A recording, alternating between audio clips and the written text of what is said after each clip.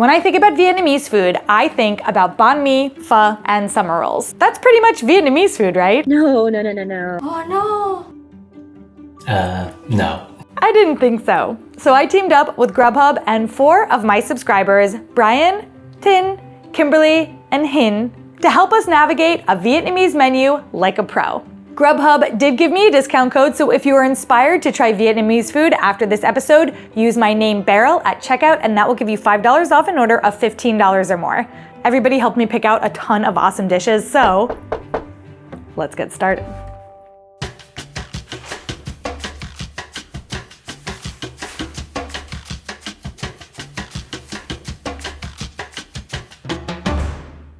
Xin chào mọi người. My name is Brian. I am currently living in the San Francisco Bay Area. I'm originally from San Jose, California, which is home to the largest Vietnamese population by city in the United States. Hi Beryl, my name is Thinh. I was born and raised in Ho Chi Minh City. So for the appetizer, I would love for you to try Goi Ngo Sen or lotus root salad. Lotus is sort of a very symbolic flower in Vietnam. It is on the logo of the National Airlines of Vietnam. And people love it because you can really use every single part of it for different purposes. The idea of the salad is that you would take this lotus root, mix it with shrimp, as well as herbs, vegetables, and some type of protein elements such as shrimp or pork belly. Typically, this dish you would find at family gatherings or large events, typically brought in by a family member who wants to balance the meal with something fresh amongst the meats and fried items. It's an explosion of flavor. It's so good. I hope you enjoy it. This is definitely not a dish that I have ever tried before. I love the fact that the shrimp are cut in half lengthwise. That's just nice. Ooh, yum, the sauce is so good. Super light and fresh. The lotus root is super soft. It kind of has a similar texture to an artichoke heart. Yum. It's not that spicy. It does have a bit of spice in like the back of your tongue, but nothing that's making me choke up, you know? This is definitely a kind of crowd pleaser. I think that you could order it for the table and almost everybody would enjoy it. Oh my God. That didn't go how I thought. I thought I was taking a small bite and then it just like kept going and I'm filming myself and I didn't look cool. All right, we're gonna try the next dish. Hi, I'm Kimberly, and I'm from a little city near Tampa, Florida, in the United States, and I'm a second-generation Vietnamese American. My name is Hien, and I currently live in Ann Arbor, Michigan, but I was born and raised in San Jose, California, which has the largest Vietnamese community of any U.S. city. From the soups, I've chosen Canh Chua for you to try. Canh Chua, which translates to sour soup, gets a sour taste from a tamarind base, and the soup is full of different vegetables like elephant ear, aka taro, tomatoes, bean sprouts. You eat the soup with vermicelli noodles. And it's really nice because it's really fresh and it's sour and it adds these totally different types of taste that you totally wouldn't have imagined you could eat in this soup. But I think it really helps set an example how Vietnamese cooking is so fresh and so focused on these really unique and exotic ingredients. There are tons and tons of vegetables in this soup. For a minute, I thought that I saw bitter gourd, but it was just okra. There's also tomato. We've got that elephant ear, some broccoli. I got tofu in this.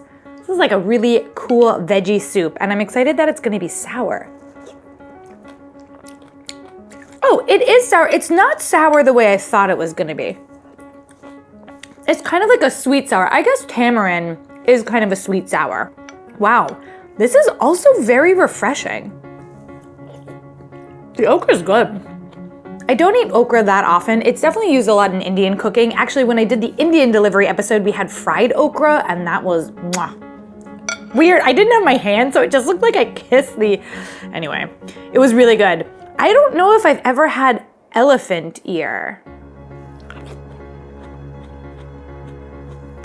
Kind of tastes like a water chestnut. It's got that crunchiness, but there's like a little bit of a sponginess to it. Wow, that was a feast for my tongue. I really liked that. I think kind of just like the meat thing, every time I've gotten a soup from a different culture, I've actually enjoyed it. I think I'm just used to, in the US, having kind of creamy soups or just like tomato soup. So it's not that exciting, but I think around the world, a lot of people do soups really well, and I probably should explore that more for myself. If you're a soup person, you're like, I'm out on the town, I'm looking for a new soup, 10 out of 10 would recommend this. Plus, it's just chock full of veggies, so if you're looking for a good veggie soup that's not minestrone, this is definitely your guy. For your refresher, I got you the house limeade soda, otherwise known as soda ten.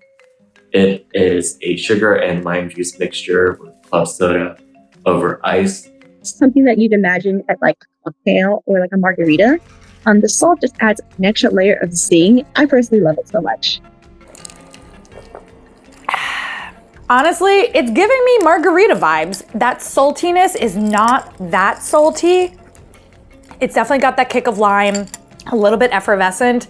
It's really, really refreshing. Imagine, it's a super hot day. You get this kind of salty, sweet, sour, limey, bubbly cooler. You're on your way to Relaxationville. I feel like, I don't know. I didn't think that one through. I was just getting excited with all of the adjectives.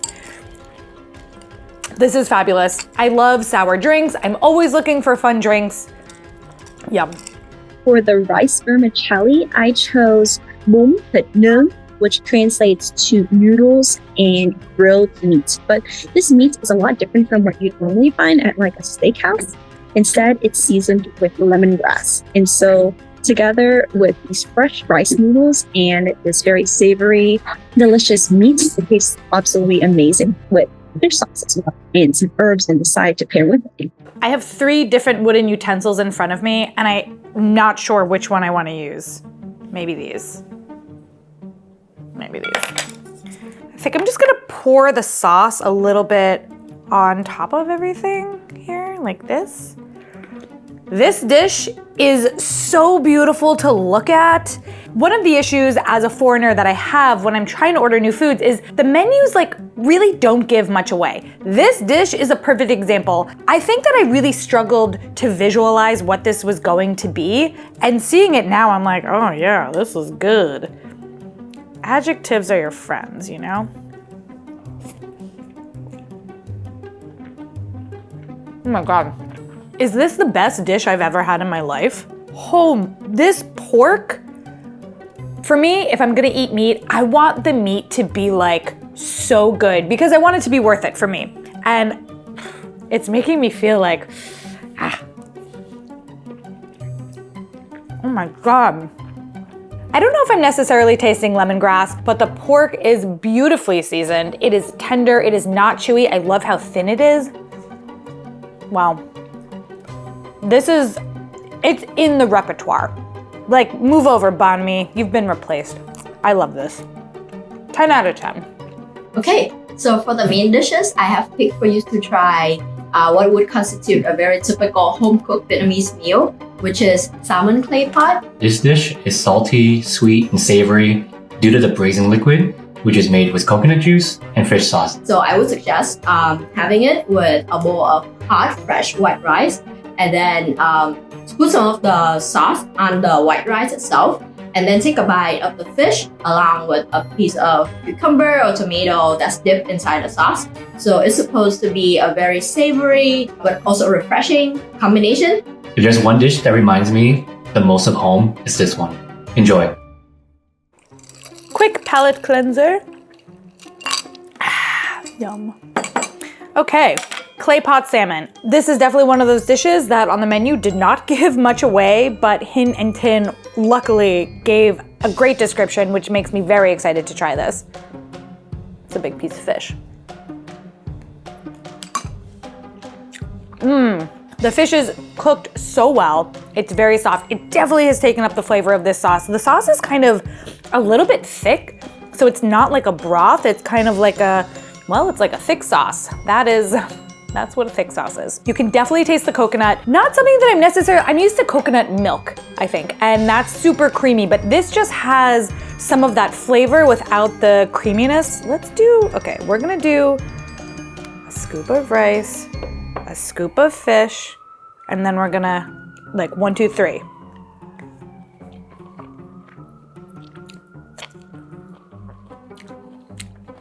Heck yeah. It's like a very comforting feeling, and the rice is warm and the fish is like thick and juicy, and then boom, cold cucumber. I love it. It's like a dance for your palate of all the different flavors coming together. What else is in here? It looks like some peppers. It looks like some tomatoes. Man. Honestly, when it comes to Vietnamese food, I think in general, I have played it relatively safe when I go out to eat. I don't know, this episode is exactly why I need this episode. Like, I needed this episode. So maybe one of you needs this episode to kind of get out of the rut that you might be in of ordering the same thing every time, because there is so much out there. I said there's so much out there. From the mains, I picked a beef dish for you to try called Luc Lac. Beef traditionally is reserved for special occasions, and Luc Lac, aka chicken beef, is a special one. It is a cube steak stir fry that's been marinated in sauces such as oyster sauce, soy sauce, and black pepper, and cooked in a hot frying pan. And I think one of my favorite elements about the dish is the name itself. Luc Lac is an onomatopoeia for shaking. So like Luc Lac, Luc Lac. The minute the steak comes out,